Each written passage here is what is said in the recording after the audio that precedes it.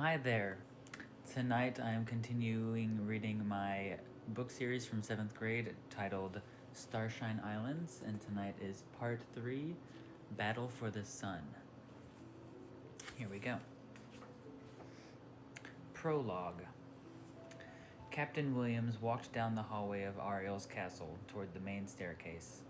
He knew that Austin would be devastated when he found out that he could not kill Ariel. He continued toward the staircase. He put his foot down on the first step and stared into the opened eyes of one of his dead soldiers.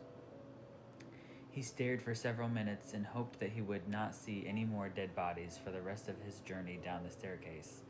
He walked down the stone staircase toward the large two-floor foyer of the castle, where many dead bodies from Ariel's guard team lie atop each other, blood seeping from the deep gouges the bullets had left. Some lie with their eyes wide open, some with their eyes half open, and the rest had their eyes sealed. He searched through the mounds of bodies in search of any of his soldiers. Luckily, the one on the staircase was the only casualty, but still, Williams mourned for the death of the brave young man. He walked through the piles of bodies and stepped through the front door that hung open still. He walked into the empty streets. Where the riot was before, there were a few bodies lying in puddles of blood. He walked slowly through the site where the riot was held earlier. He walked through the streets of the kingdom, noticing that all the buildings had their windows sealed shut and doors locked. Above the doors there were flagpoles that had white tablecloths hanging from them. So the people want to surrender, but their leader wants to fight, Williams said to himself. He continued to walk toward the large port that towered above the buildings. He could see above the gates the large Navy ships that had come from Starshine. He walked through the gate and stood upon the wooden dock. He walked over to his small boat that he rowed to the island earlier. He jumped onto the deck and walked up the staircase to the helm. He stood in front of the wheel and started the engines. He began to sail in the direction of Starshine, south. As he sailed, the sky began to clear and the sun peered through the clouds. The sky turned blue as the clouds separated and moved eastward. The boat sailed for 2 hours and finally reached the port at Starbright City. He set off the engines and docked the ship. He tied the ropes from the side of the ship to the wooden poles that stuck out of the waters below. He jumped onto the dock and walked through the gate into the destroyed remains of downtown Starbright City. He walked in the direction of the hospital that Austin was placed in.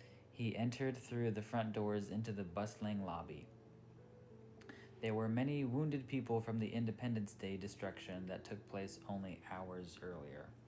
He dodged through the crowd of doctors, nurses, and people to the front desk. "I need to see Austin Oxley," Williams announced to the clerk sitting at the desk. "What's that?" the clerk had to ask, for there was a lot of noise in the lobby. "I need to see Austin Oxley," Williams repeated. "Okay."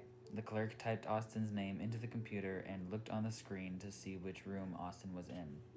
"He'll be in room 622. Thank you, and have a nice day." Williams turned around and walked into the elevator waiting room. What? He pressed the up button and waited for the elevator to arrive. The bell at the top of the doors rung, and moments later the door swung open to reveal an empty elevator.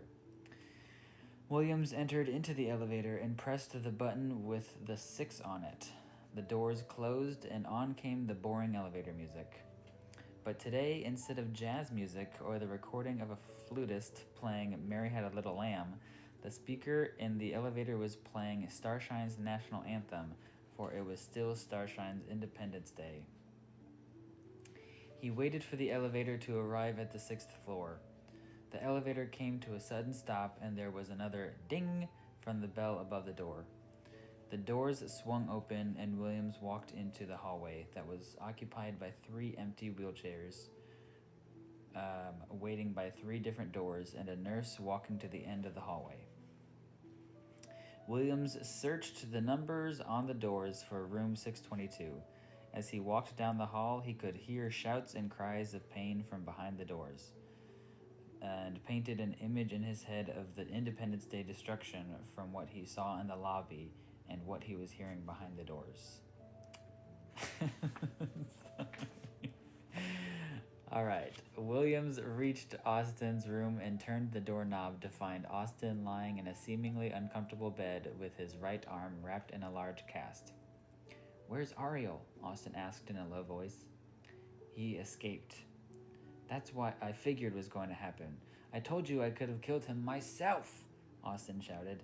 He lifted his arm but then felt extreme pain and placed them back on the bed beside him. "Don't worry, Austin. We'll kill him." 7 months later. Starshine Islands, Part 3, The Battle for the Sun.